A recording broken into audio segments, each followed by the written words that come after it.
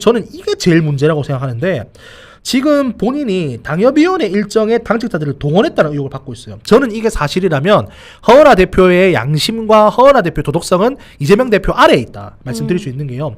이재명 대표가 지금 개항을 해 지금 국회의원인데 개항을 지역위원회 당직자 동원했다 저 이런 이야기 못 들어봤거든요.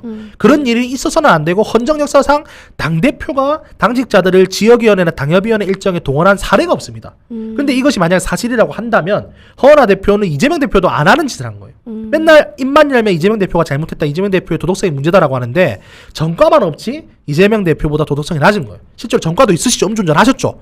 이런 것들 따져봤을 때는 이제 본인이 더 이상 개혁신당의 당대표로 부족하다. 제가 볼 때 당장 내려오셔야 된다는 말씀 드릴 수 있을 것 같습니다. 네, 말씀 감사합니다. 그러면은요, 마지막으로 이준석 의원의 향후 행보에 대해서는 좀 어떻게 생각을 하시나요? 이준석 의원의 가장 큰 리스크는 허은하 대표입니다. 허은하 대표가 빨리 정리하셔야 돼요. 지금 분위기 좋은데 지금 허은하 대표가 자꾸 이렇게 뒷다리 잡고 있으면 제가 볼 때 이준석 지지율 어떻게 될지 모릅니다. 자, 그런데 그럼에도 불구하면요, 저는 이준석 의원의 향후 행보 매우 기대된다고 말씀드릴 수 있는 게, 자, 이재명, 한동훈, 이준석 3자 대결에서 이준석 의원은 12.4%를 기록했고요. 이재명, 홍준표, 이준석 3자 대결에서 10.4%를 기록을 했습니다. 이는 이제 직전 지지율 조사였던 2%보다 5배나 늘어난 수치거든요. 그런 것들 생각해 봤을 때 이는 삼지대에서 이준석 의원이 드디어 독자적인 지지 기반을 형성했다라고 하는 것을 보여줍니다. 네, 이 결과를 들으니까 놀라운 결과다라는 생각이 드는데 이런 결과가 나온 이유는 어떤 이유인가요? 그러니까 이준석 의원의 약진에 여러 요인이 작용한 것처럼 보여요. 이준석 의원이 젊은 나이와 참신한 이미지로 유권자들에게 새로운 대안으로 인식되고 있다라고 그렇게 보는 언론이 많은 것 같고요.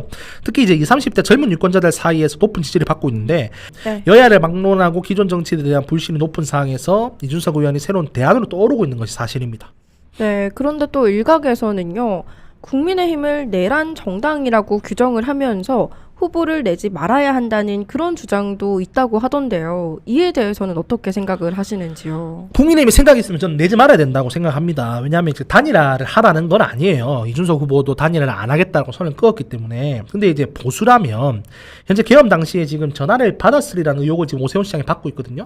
이 오세훈 시장이 후보로 나간다 하면 과연 20% 30% 받겠습니까? 저는 못 받는다고 생각합니다.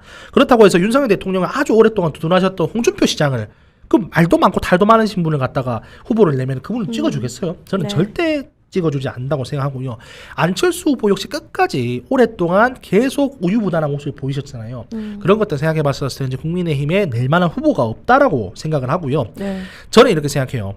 보수의 대안이 지금 현재 이준석 분이라고 생각하는 게, 국민의힘 같은 거대 주요 후보가 이재명 대표 상대로 지금 30% 이상 여론조사에서 뒤지고 있어요. 개혁신당 3석입니다. 국민의힘은 100석이 넘어요 지금. 의석수를 30배나 더 많이 가지고 있는 정당이 이 거대 조직으로 선거를 치러서 지금 이준석 지지율과 똑같이 받는다? 그러면 제가 볼 때 그때 가면 정말 국민의힘 해체해야 된다. 오히려 개혁신당 입장에서는 3석이라고 하는 이 적은 소수 정당으로 선거를 치르는 거기 때문에 국민의힘과 지지율이 비슷하게 나오면은 장래 개혁신당이 보수의 대안으로 급부상할 확률이 있어요. 근데 100석이 넘는 제1당을 가지고 제2당이죠. 제2당이자 현재 이제 여당이었던 국민의힘이 선거를 했는데 이준석하고 지지율이 비슷하게 나온다. 그렇다고 하면 옛날 자민련 꼴 되는 거죠. 한 명도 당선 못 시켜서 자민련이 결국에 해체까지 가지 않았습니까? 그런 상황을 면할 수 없기 때문에 국민의힘에서 생각이 있으면 이번 선거 때 본인들의 정무적인 판단을 위해서라도 이준석 후보를 보수 단일로 세워야 된다. 그리고 이것은 단일화하라는 그런 말이 아니고요. 이준석이 보수의 단일 아이콘으로 보일 수 있도록 국민의힘에서는 자당의 후보를 내지 말아야 된다라는 말씀 드리겠습니다. 네, 또 한편 개혁신당 내에서 허은하 대표와 당직자들 간에 갈등이 있다고 하던데요. 허위 갈등이 아니라 허은하 대표가 대표권을 남용한 것이라는 비난이 또 이어지고 있어요. 댓글에서 이제 그 관련해서 지적하시는 분들이 많아서 저도 좀 찾아봤어요. 최근에 이제 허은하 대표가 이제 김철근 전 사무총장을 경질하면서 당내 갈등에 표면을 했잖아요.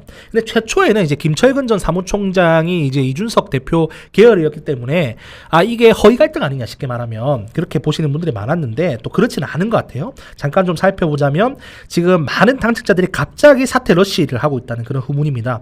특히 이제 사무총장뿐만 아니라 조직 부총장을 비롯한 핵심 당직자들이 지금 다 때려치웠어요. 그래서 김철근 총장이야 당연히 이준석 계열로 분류됐으니까 그렇다 쳐도 다른 당직자 역시 이제 허은하 대표의 만행에 질린 것